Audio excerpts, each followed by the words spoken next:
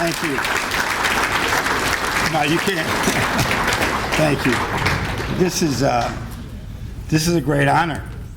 I've always felt so strongly about my roots in upstate New York in Niagara County, not far from Kendall, right? In Orleans County, right? And I grew up in one of those towns, might even be smaller than Kendall, actually.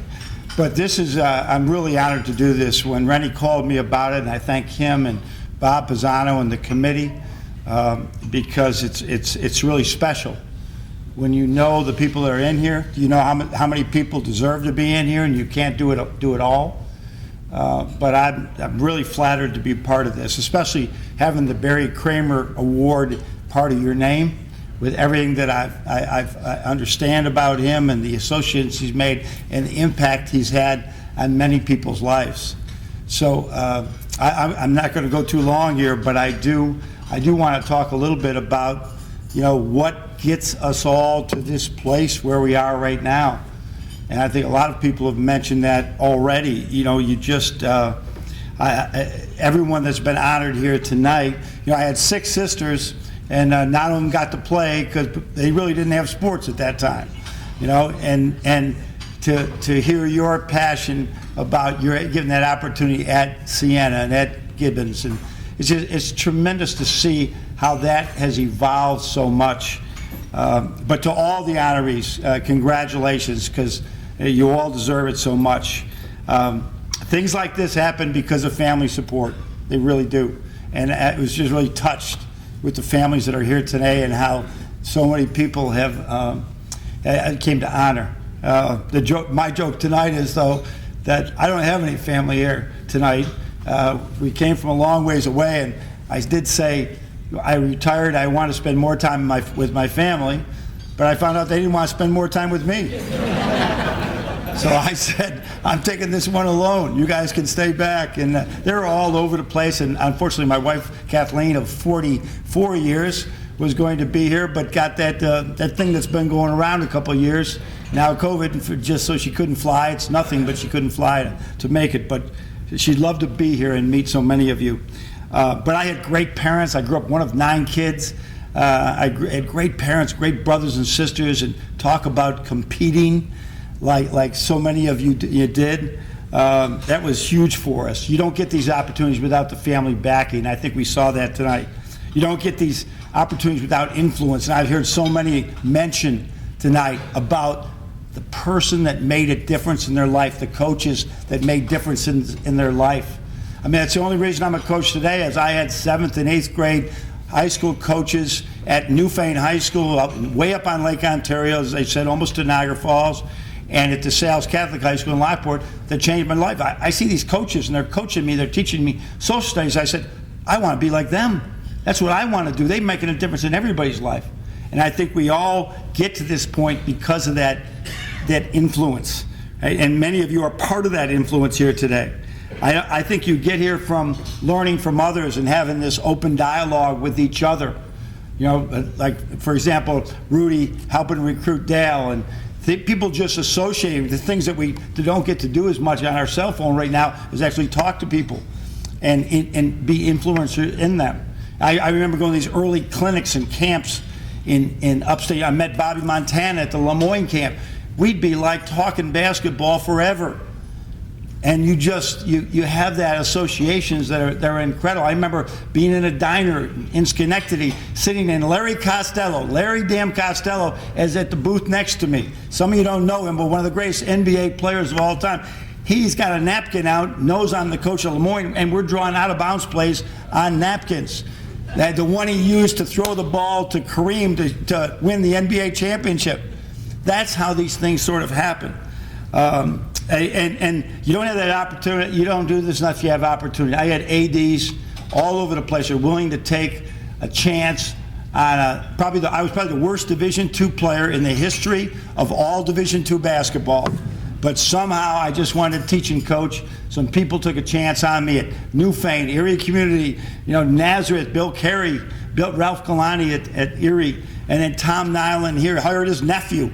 That's some pressure to hire your nephew. He better be good at Lemoyne, and then Dan Starr at Canisius, and Richmond and all these places, West Virginia and Michigan. And then even the pro experience, although it wasn't a home run with the Cavaliers, Kobe Altman got me a chance to coach in the NBA. It didn't work. I'll never regret that in my life. It was tremendous. And now Dwayne Casey gave me that opportunity with Detroit. So you need those opportunities. We all got them.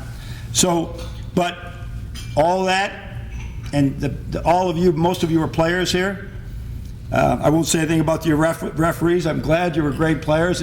John, that was the first time I saw you stand up and not get booed. That anytime I was at a Michigan game, you'd get booed. But it's players. The players got me here, right? We had incredible. I got two of them sitting with me right now, right? Of the many.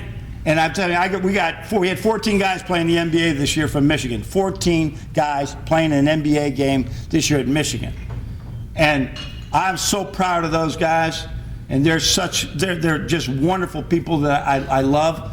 But I'm not more proud of them than I am the guys that are running companies all over the place that didn't get to play professional basketball. I got a guy sitting here, Scott Hicks. Bobby Pisano talked about revolutionizing basketball.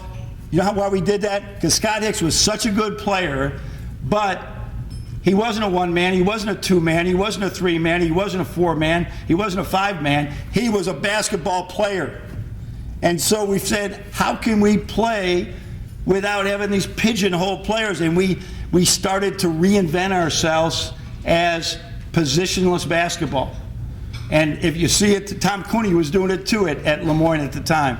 And it was like, you watch the NBA right now, they're playing positionless basketball. We had to do it because I had a really good player that needed to be on the court and just play. I got Joey Girard here. You think that JG3 can shoot? Better shooter. You're going to all go crazy, could shoot, because I have Duncan Robinson, Tim Hardaway, all those guys. You're not better than them, Joe, so don't start thinking about that. And you couldn't play for the Miami Heat right now like Duncan or Jordan Poole. Joe could shoot with anybody that there is, and JG3 does the same thing. But I have so many guys like that, not standing here without them. That makes it all happen. And then I want to finish with the guys that coached when I was in upstate New York. It's sort of, people don't know, because I'm one of the few guys that got to coach at high school, junior college, Division III, Division II. You know, Coach Belein, he's the best ever. I mean, he's coached at one place and one level his whole life, and he's tremendous at it. Sort of like, this is like a Syracuse Hall of Fame in here. Get a little sick of it. I'm glad we said that for a minute. Give some, let's talk about that 2013 Final Four again, right? And that was a charge at the end of the game. That was a charge. Because Rennie's still mad at me. He wanted to get me in 10 years ago, but wouldn't give up because of that damn win over Syracuse, right, Rennie? So, but it's amazing that coaching all this level, I think I can speak to it. There's so many good players at all levels. Joe and Scott could play for me at any level that I was playing at. Many of the coaches here, whether you were at Plattsburgh, whether you were at Skidmore, you could play. The coaches in this area that have come through this area, it's incredible in upstate New York.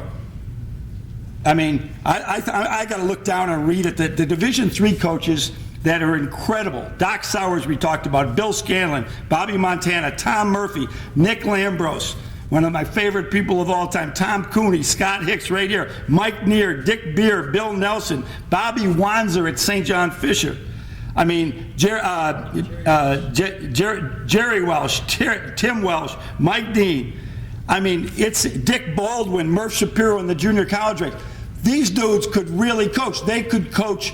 They beat the hell out of me, and they could beat the hell out of anybody, but they never maybe had that opportunity. This is a cradle of coaches. Upstate New York is a cradle of coaches. It's amazing. You go to Pat Riley and then all the Van Gundys and Rick Carlisle and all these guys. It's amazing how many people have come out of upstate New York. I'm so proud to be one of them.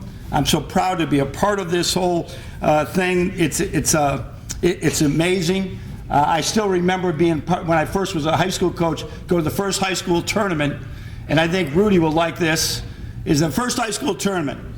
Mount Vernon played Kenmore West, and it was the first state championship ever. And some of you would have loved to play in the state championships.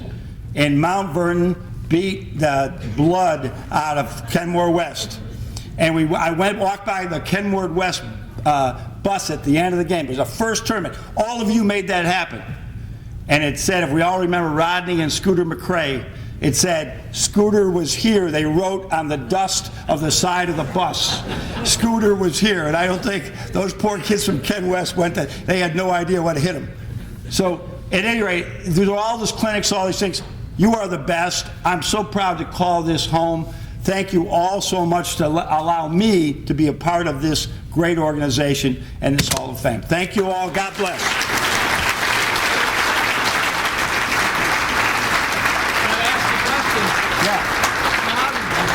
Did I go over my limit? Did I go over my limit? No. How'd you find Do I get more time? Spike Albrecht. How'd you find him? He showed out so Spike Albrecht, who hit that was against Louisville. He hit the shots, right? 6'3". I went to see, here's the situation. We had a kid named Trey Burke who's still playing in the NBA that I knew was going to leave after 1 year, and I tell Spike knows this. I told him, and we had a kid come in, Derek Walton, who's played in the NBA.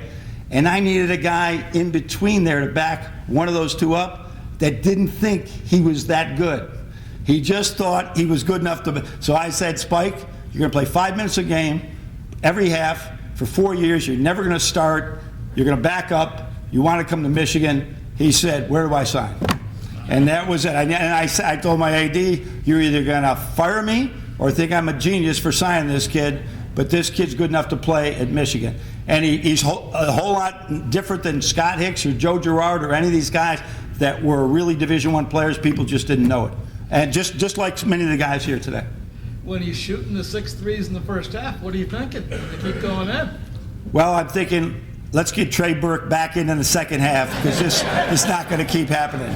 That's what I'm thinking. Spike, keep it up, but your ass is not playing in the second half. They were deep. They were downtown. They were really. Karis LeVert hit 2 in that one as well. And Karis was a 18-year-old, and now he's making $18 million with the Cleveland Cavaliers.